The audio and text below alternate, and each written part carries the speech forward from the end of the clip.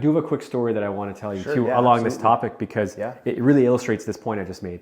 I had a guy come in 3 months ago. I told him he has diabetes, and of course he wasn't too happy about it, but he did accept that fact. Some people don't, but he did. And he said, "Doc, I got to do something here." And I said, "Great." And I sort of walked him through sort of what I do. I just sort of give him some motivation. And he's the type of guy who liked to hear that. He said, "I'm going to go do something. I'm going to do it. I'm going to work out and exercise and change my diet, all this kind of stuff." I didn't put him on any medications.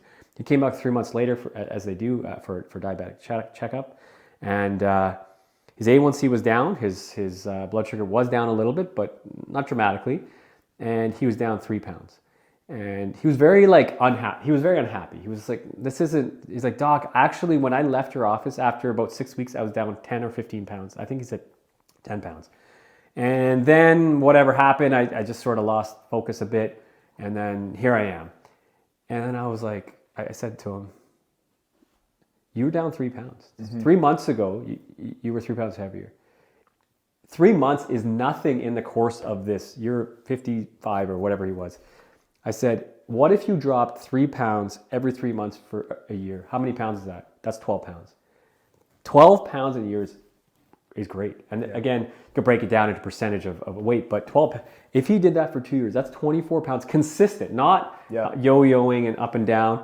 And he was like, "Oh, I never thought of it like that." Like that's how we have to talk to our patients is Absolutely. we don't need to set this unrealistic goal that's getting them down. Yes, that's not an unreasonable thing to say, but the path to get there needs to be achievable. So Absolutely. I think these little goals, like in this example, is a perfect illustration of how 3 months, 3 months, 3 months, and all of a sudden the pounds keep adding up, and now he's feeling better.